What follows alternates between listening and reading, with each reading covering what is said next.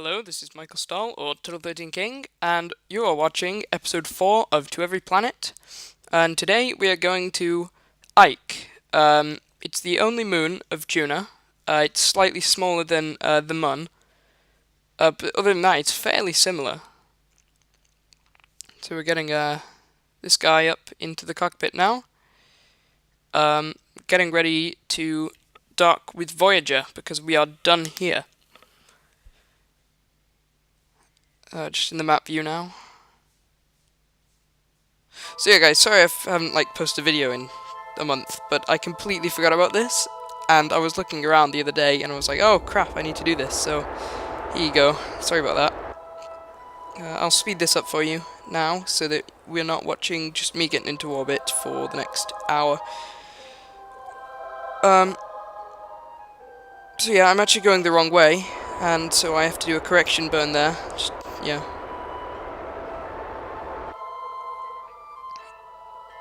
So the vehicle in orbit is Voyager. That's what we're going to dock with. That's what got us here, and is what's going to get us to Ike.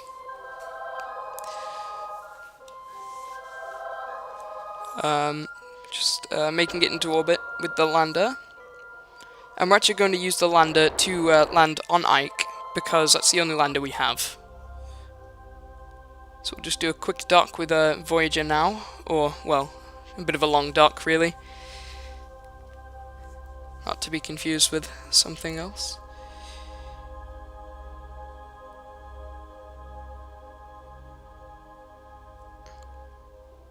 You can see we're actually in a really low orbit around Juna, just because it's the most efficient, and because the lander doesn't really have that much fuel. And so we want to try and make it, give it as little delta V as it needs to go to get into orbit.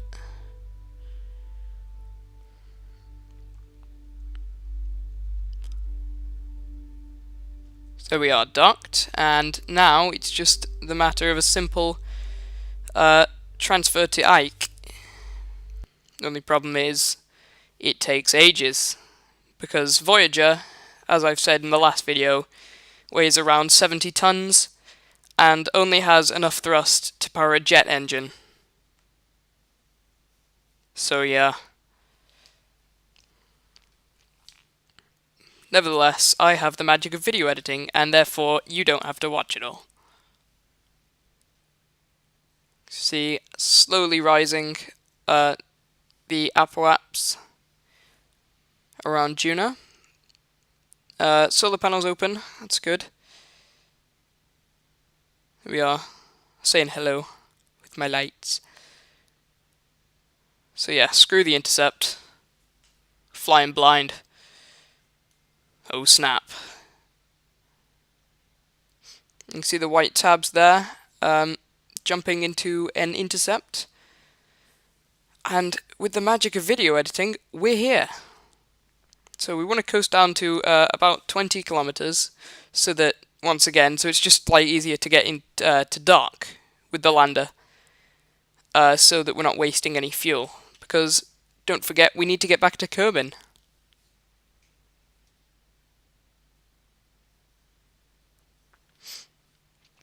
Here we are, coming around 20 kilometers now.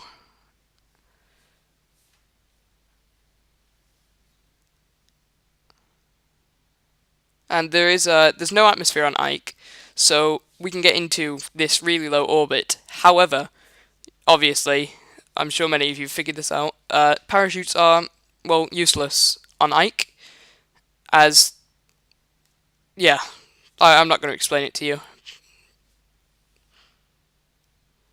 I hope I don't need to. Lovely sunset around Ike there.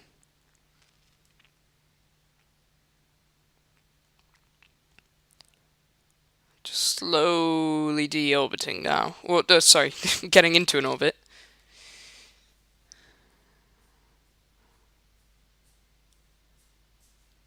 So I've just left it now because if I go too far off my periaps, when I start burning retrograde, the periaps will actually go into the ground and we'll all die. Which is, as you might imagine, not the best option. So here we go. It's just circularizing it now without any major problems. And it ends up as a fairly circular orbit. There we go. Quite an important thing for a manned landing is, in fact, crew. I know, right? Big surprise. But so we leave them in the lander, and then undock, and then proceed to land.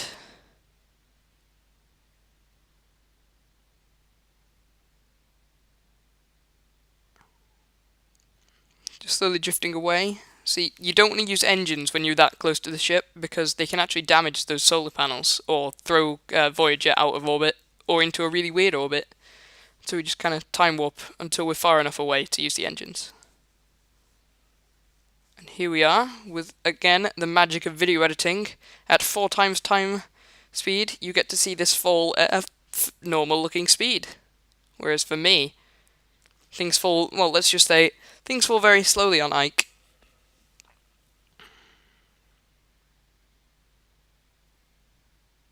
Opening the landing legs, very good that they work. And we're just kind of slowly powering down.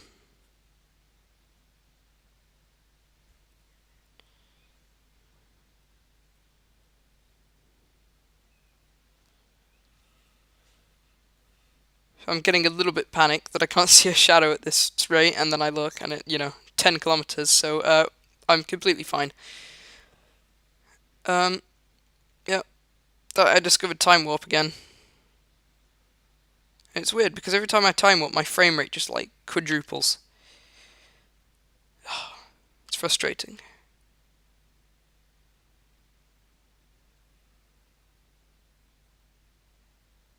See now, looking for a shadow, but we're not going to see one yet.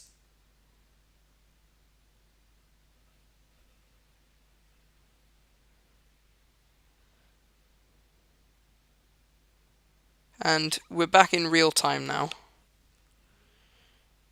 Well, we've been back in real time, but so the landing, as always, is real time.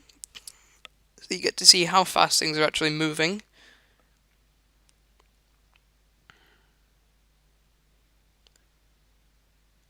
Now you can see that shadow, but no lights. So there's this really weird phenomenon on Ike, apparently, and so we're going to have to investigate further.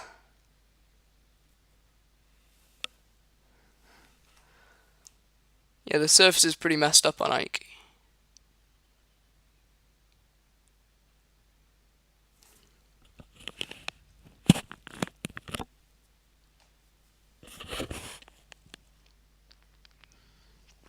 So just making our way down now. And there we are, nearly down on the surface. Ever so slowly approaching the ground. Till finally, touchdown. So we do the jump, just to show how the gravity affects the Kerbals, just the gravity field strength. It's pretty weak, actually. You can jump about the height of the lander, which is surprising. And then I've spared you with the magic of video editing. I've spared you having to watch me do all of that boring picture taking and everything, by speeding it up by a factor of 4. You're welcome. Not that you actually have to watch the video anyway, but if you do.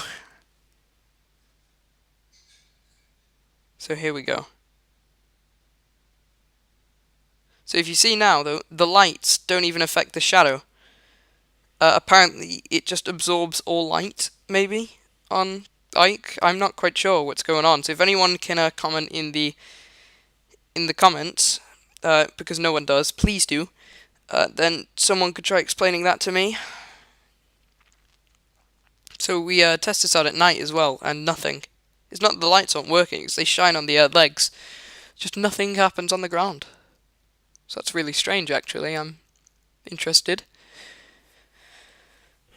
So it's time to say goodbye, because we don't have long before we can... The transfer window for Kerbin is almost closed, and so we need to make our way quickly.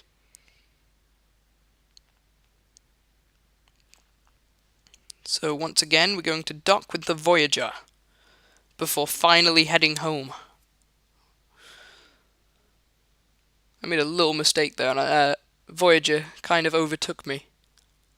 It's alright, because we catch up.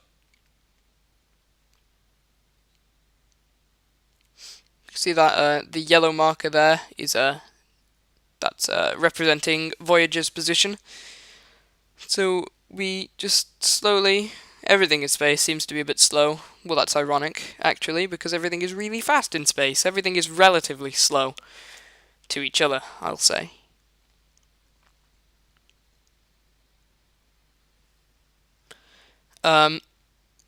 In space news, yesterday, if you're watching this today, on May 29th, on May 28th, Expedition 41 launched 3 astronauts to the ISS.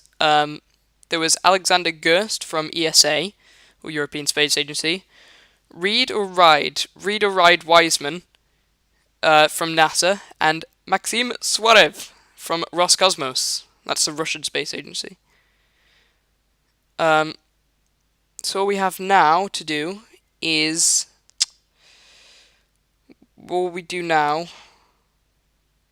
if I can speak, we're just going to rendezvous with Voyager now, and then transfer some fuel and put the crew back in Voyager, and say goodbye to the lander, because we don't need it anymore. Sad. But yeah, we can basically just ditch the lander, and then head back home.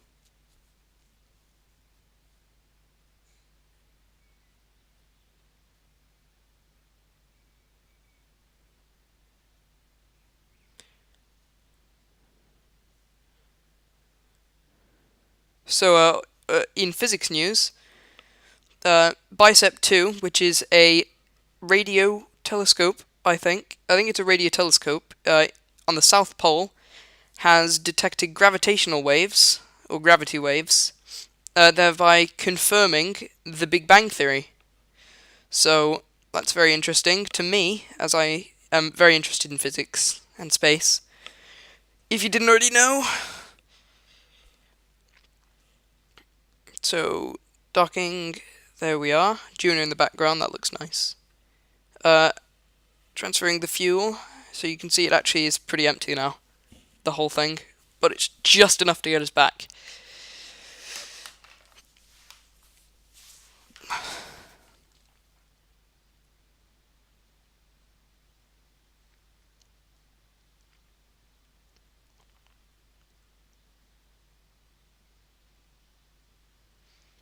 Actually miss out a bit of fuel on the lander. I realised this when I was watching my recording, and I'm not sure why I did that. I think that I was under the impression that the lander was going to be used again by someone, and it never was. So I'm not really sure why I left fuel in there. That was stupid of me.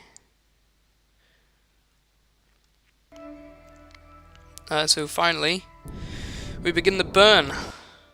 The massive burn, which will take us on a course to intercept with our home planet, slight adjustment, and we will aero capture, make it into orbit, and then complete the mission.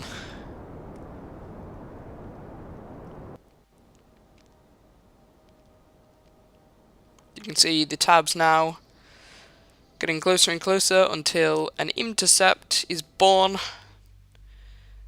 And I've skipped the 5 minutes of coasting for you with the magic of video editing. I'll never sing again. Yeah, don't worry. So the small dot in the background there is Kerbin in the top left. And what I'm doing now is actually bringing my periaps down to plunge me into the atmosphere. And the atmosphere is the cheapest way to slow down known to man. Except for lithobraking, but lithobraking doesn't, you know... how do I say this? Spare the ship.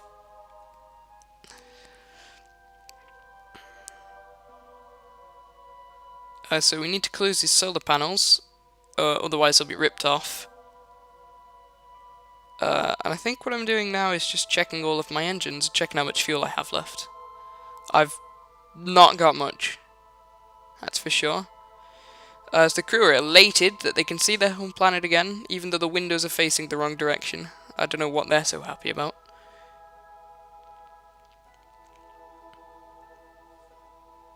Just testing the engines. Turn them off and turn them back on again if they don't work.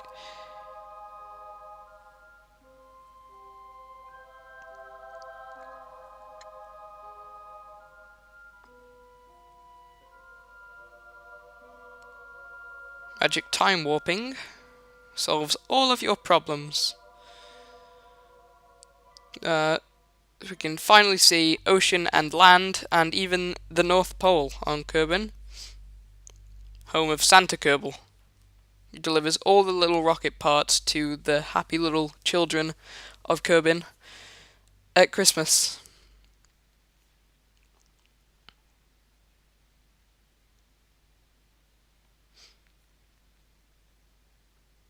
So as we go deeper into the atmosphere, picking up so much speed that we turn the gases around us into plasma, also known as fire, for those of you, swirling around us in a massive, just fireball, death-defying re-entry, taking us from interplanetary velocity to a nice, stable orbital velocity. We set a spin on it, because high G's weren't enough to make Kerbals throw up, so I added spin.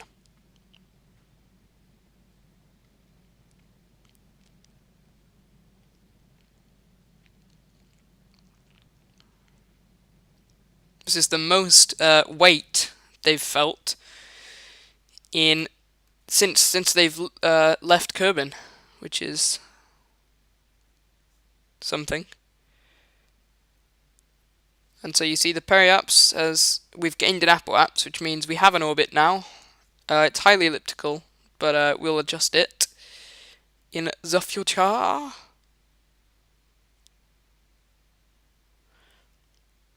And as we coast out of the atmosphere into the void of space, we will adjust our periapse so that it doesn't plunge us back into the atmosphere, because, well, we don't want to ever hit the ground, really, with Voyager. I say that, we've deorbited one. If you've been watching the Let's Plays.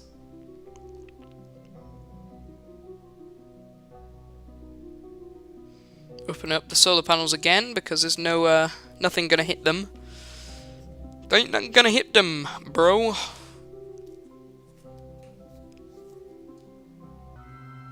So here is the ship that will dock and take the crew home from the Voyager. It's my Crew Shuttle 3.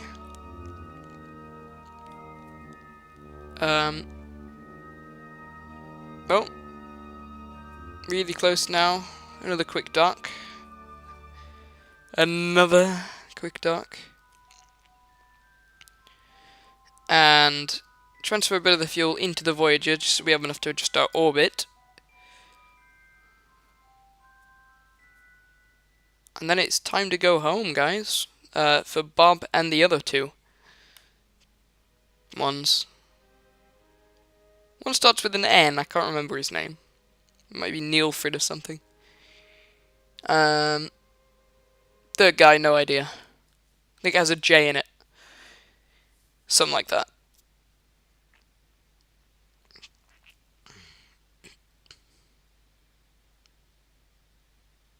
Okay, so we'll just put the crew inside of the ship that's actually going home, so that they may also be going home. Bit of stunts from the crew. Show-offs. And then we skip the massive fall, because that took ages, and we'll skip straight into re-entry. It didn't really go great. I mean, they lived. I'm not saying they died. No. But you'll see what I mean. The parachutes are a bit restless, so I kind of opened them up early. The whole bottom stage may have slightly exploded and things like that. It was fine. It was fine. I mean, they lived. They lived to fly another day. Yeah. So there's that. I think what it was my electric charge actually ran out, and so I lost complete control over the ship. And so the parachute's opening was the only thing that was going to stabilize the whole thing, and then one thing led to another, and parachutes kind of set on fire, and yeah. Whoops.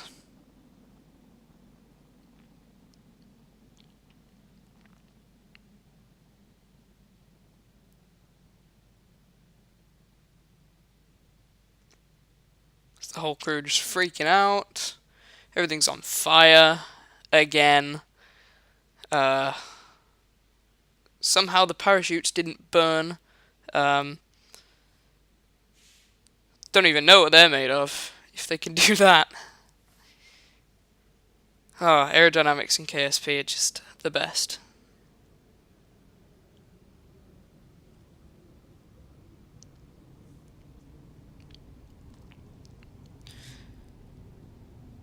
So it looks like we're on a 4 down and 12 to go. As we approach the surface here. And because everyone's so happy, there's a little bit of a surprise, not that it's anything at the end.